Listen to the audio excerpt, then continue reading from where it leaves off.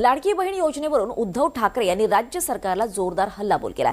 देवेंद्र फडणवीस यांच्यात हिंमत असेल तर या महिन्यापासून किंवा पुढील महिन्यात नवीन वर्षापासून लाडक्या बहिणींना दरमहा 2100 रुपयांची भेट वर्षभराची भाऊबीज म्हणून सुरू करावी। 2100 नाही दिले तर त्यांनाच घरी बसावं लागेल असा इशारा ठाकरेंनी दिलाय। तर एकनाथ शिंदे यांनी ठाकरेंवर पलटवार केलाय, पाहूयात।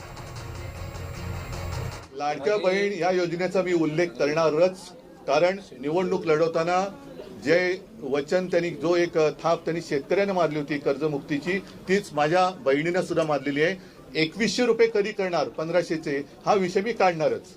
आणि देवेंद्र फडणवीसांनी जर त्यांच्यामध्ये हिंमत असेल तर ह्या अधिवेशनात येत्या महिन्यापासून किंवा पुढच्या महिन्यापासून नवीन वर्षापासून माझ्या महाराष्ट्रातल्या बहिणींना 2100 रुपये दर महिन्याला त्यांनी एक काय भाऊबीज म्हणा वर्षभराची ती सुरू करावी। मी 2100 रुपये कधी देणार हा प्रश्न त्यांना विचारणार, आणि जर देवेंद्र फडणवीसांनी 2100 रुपये नाही दिले तर त्यांना घरी बसावं लागेल। लाडक्या बहिणींनी त्यांना घरी बसवलेलं आहे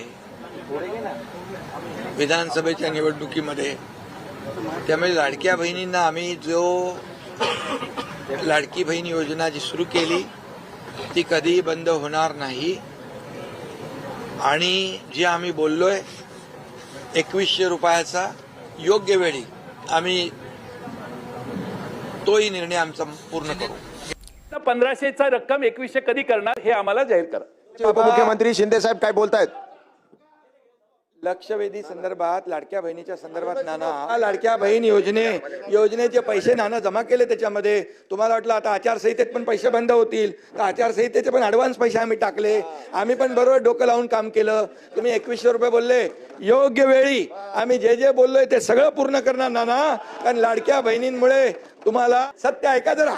आणि म्हणून आणि तुम्हाला सांगतो कुठल्याही परिस्थितीमध्ये लाडकी बहीण योजना तुम्हाला वाटतं कमी होईल बंद होईल, मी सांगतो तुम्हाला लाडकी बहीण योजना कधीही बंद होणार नाही। आणि सांगतो तुम्हाला तुम्ही 2100 रुपये बोलले, योग्य वेळी आम्ही जे बोललोय ते सगळं पूर्ण करणार नाना, कारण लाडक्या बहिणींमुळे तुम्ही लोकांचे पैसे लोकांना देण्याची दानत लागते, ती दानत आम्ही दाखवली।